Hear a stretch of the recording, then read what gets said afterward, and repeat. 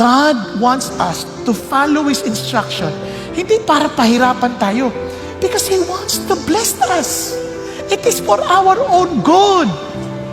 Hindi man natin maintindihan lahat ng bagay, but one thing for sure, ang sarap nakakampi yung Diyos na nakakaalam ng kinabukasan. God wants us to follow His instruction, hindi para pahirapan tayo, because He wants to bless us. It is for our own good. Hindi man natin maintindihan lahat ng bagay, but one thing for sure, ang sarap nakakampi yung Diyos na nakakaalam ng kinabukasan. If we love God, hindi mo pwedeng paghiwalayin yung pagmamahal sa salita ng Diyos.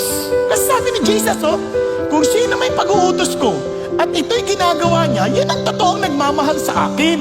Kasi maraming sabi, I love Jesus. Hindi naman sinusunod yung sinasabi ni Jesus. Naku ha? Kung mahal natin si God o si Jesus, dapat sundin natin yung sinasabi niya.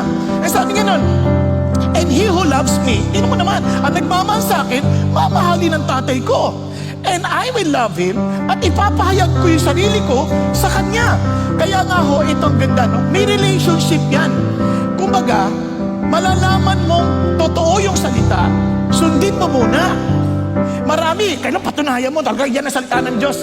Hindi, kahit napatunayan ko sa iyo, yan ang salita ng Diyos. Kung hindi ka susunod, wala rin yan.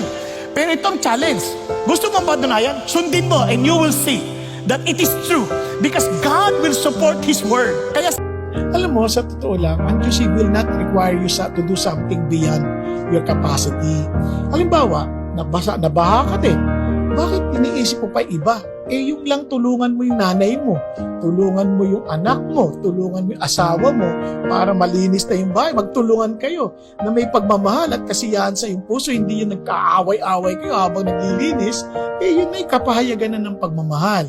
Ngayon, kung mabigyan kayo ng pagkakataon, kapitbahay niyo, tulungan niyo.